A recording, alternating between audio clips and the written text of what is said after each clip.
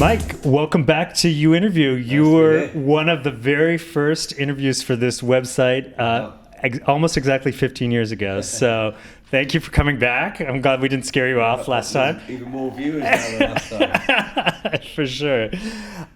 So congratulations. I know you have a new album coming out. Yeah. You've had some health issues. So why don't you tell us a little bit about what happened to you physically and how it's affected your music? Yeah, well, last year I was diagnosed with pneumonia and my leukemia went out of control, and it was all on the back of the Alarm's 40th anniversary celebration tour. And I found myself plummeted into a very dark world. I wasn't sure of the outcome. I was in hospital for a very long time, and he was going to be in for a long time. So I got my wife Jules to bring my guitar in onto the ward so I could keep my fingers going and keep my brain active. And all of a sudden, songs started appearing out of nowhere. You know, even the other people on the ward were like, keep going with the guitar, we like hearing the sound, you know. And then there's the heart monitors, do, do, do. They became like a rhythm track. And then there was even a fan at the foot of my bed one day, and he'd come to see he'd flown from America and to see his father. There was a challenging potential terminal situation for his father, so he wanted to see him one last time.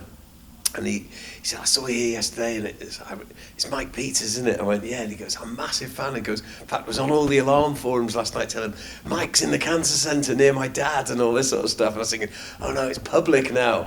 So I had to write a letter to all the alarm fans, an open letter to reassure them that I was going to be all right, or I thought I was going to be all right. And I signed off the letter with the word Forwards. And I thought, that's a song, that's an album title. And that was it. And then I resolved to make the record that we did. Yeah, so talk about the songs that came out of it. Is there one that sort of speaks to you the most out of this experience? Yeah, I think 8 of the 10 songs really came out of the situation. And look, I've been in some life-threatening situations before, and you look for music to be your inspiration. You know, especially now when I'm in hospital, we live in such litigious times. Yeah. Doctors won't really give you hope anymore. They give you the facts. They don't give you, oh, it's going to be okay, or it's going to be all right. You're going to make it. You know, they won't say that in case you don't, and then someone holds it against them in the future. So you had to find your own hope, really, and because I knew that the doctors were testing me for things. They weren't telling me why, but I knew they were. Like, we all use Dr. Google, don't we? And go on and put your symptoms in and think, oh my God, this is where I could be going. So I knew I had to find a defense mechanism to sort of focus my mind towards recovery. And luckily I had my guitar there, and I was able to channel it into songs. And one of the first songs I wrote was, "What Are You Ready for What's Next?" And I think that was me asking myself the question, are you ready for what's next? Could it be the end, or is it the start of a whole new life? And I wasn't sure at the time. So, the song kind of covers both outcomes. And I was quite, philosophically happy with it. If this was my last time alive, I've asked for so much, I've taken so much out of life, then so be it. But I had this instinct that I was going to make it, and I thought if I can get out of this, it'd be such a good feeling, and that's what I want to come across in the record.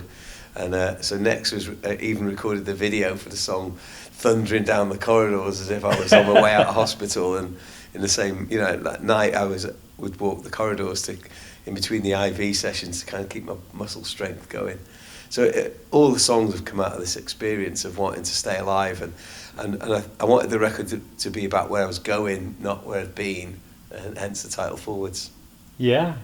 And you and your wife have sort of channeled some of this energy that you got from the experience into some positive good, and have helped to renovate a chapel. Yeah, we this hospital. We in 2003 I bought a chapel in the village. It became the Alarm's creative hub. It was a studio where we'd rehearse, record, store equipment, make videos, run the internet website out of there, all the things. And then we found another place we were moving to, so we decided to turn it into apartments, maybe for something for our children to manage in the future.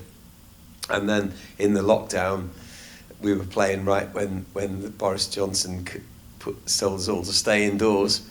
And we were supposed to be playing that night, so we went out live from our sofa like this. And I thought, I've done enough of these, I'm sure we can put one together, and we did. And it became really strong, and it was a great way of communicating with the fans. And then we started thinking we could do events for 30 people in Wales in the pandemic era. So we could have 30 people gathered together, and they'd all stay in the Alarm Chapel studio apartments, and then we put little gigs for them in the village hall, in the community centre. And then we ended up buying the hotel next door, and we converted that into a bar, music, coffee shop, venue.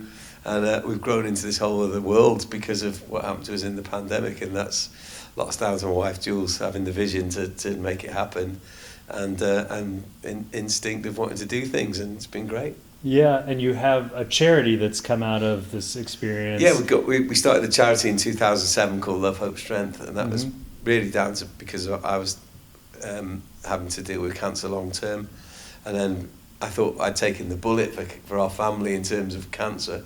And then my wife Jules was diagnosed in 2017, and she had to go through the whole breast cancer journey, and that's not kind on a woman when it involves surgery and radiation and chemotherapy, and it was touch and go. And but I was really inspired by her bravery.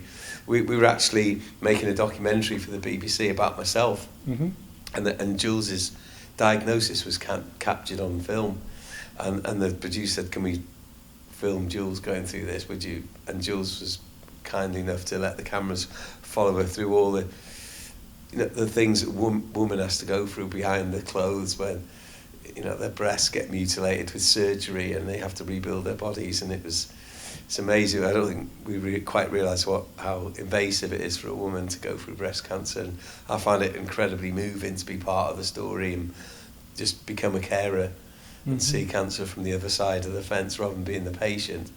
I think it's interesting because a lot of people go through these experiences, these health challenges, but doing it in a public way and doing it in a public way with your wife also must be really challenging, a really different kind of experience. Talk about that a little bit. I think it helped us to bring it out into the open and make it public. Yeah. And then people weren't afraid to come up to us and talk about it.